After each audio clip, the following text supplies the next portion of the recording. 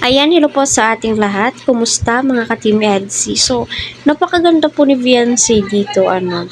Ika nga po ng mga viewers, maganda po si Viancy. Yung tipong masasabi mo yung tama lang daw po. Yung ganda, sabi po ng mga lola po natin dyan. Ayan, hello po sa inyo. Yes, maganda po si Viancy. Yung tipong hindi po nakakaumay, di ba? Tingnan nyo, oh. Habang matagal mo siyang tinititigan, tilay paganda po siya ng paganda, 'di ba? Yun po yung napapansin ko. Para sa akin lang po yun. Kung sa inyo hindi, it's up sa inyo. Sa akin, habang matagal ko siyang tinititigan, tilay lumalabas po yung totoo po niyang beauty. Para sa akin.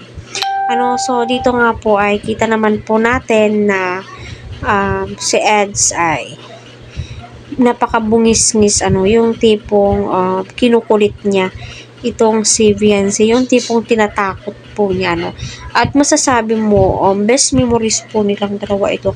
Ika nga ni Edo dito sa video ito, tilay mafe-feel po niyang akala niya na mahuhulog po sila kasi nga po ang liit ng daanan at napaka bilis ng patakbo ni Kuya sa motor. So panoorin muna natin para maintindihan ng mabuti.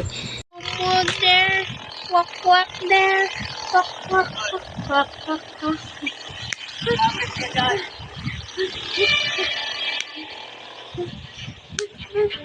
So rinig nyo ba? Halos ayaw pong kumapit ni Viancy kay Edu. Siyempre, naiilang po siya. Siguro nahihiya din po siya, di ba? So, sabi ni Eds na kumapit ka dyan. Bakit kasi Viancy ayaw mong kumapit? Baka mahulog ka. Tignan mo naman po yung dinadaanan po nila. Nakakatakot. Madlock ka talaga. Yung tipong, ay, naku, mabubuhay pa kaya ako neto. Tignan nyo naman, Diyos ko, ang bilis po ng patakbo ni Kuya. So, tignan nyo, Jesus name. Ano ba yan? So, natatawa na lamang po si Edo na halatang naninervyos po siya, di ba? Ang mistake lang po ni Kuya. Hi. Okay na lang. Iligit ka na lang. Ayun nga po, masasabi mo po talagang best memories po nila ito. Kasi tignan nyo, si Edu Tilay, natatawa na, so, tinitignan po niya yung sa kilid, sa gilid, my God, si Viancy halos di mo na mawari. Puro pababa. So, sanay na po yan sila Kuya siguro, sa pagmamaneho.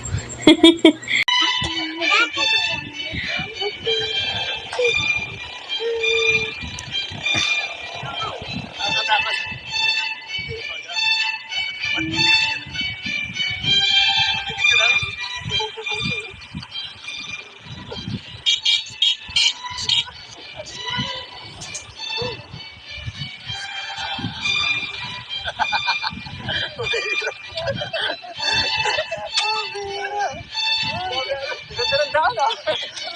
Kala ko malalaglag tayo. Ayan guys, si Viancy daw po. Gusto na lang maglakad. Anong oras pa sa akin?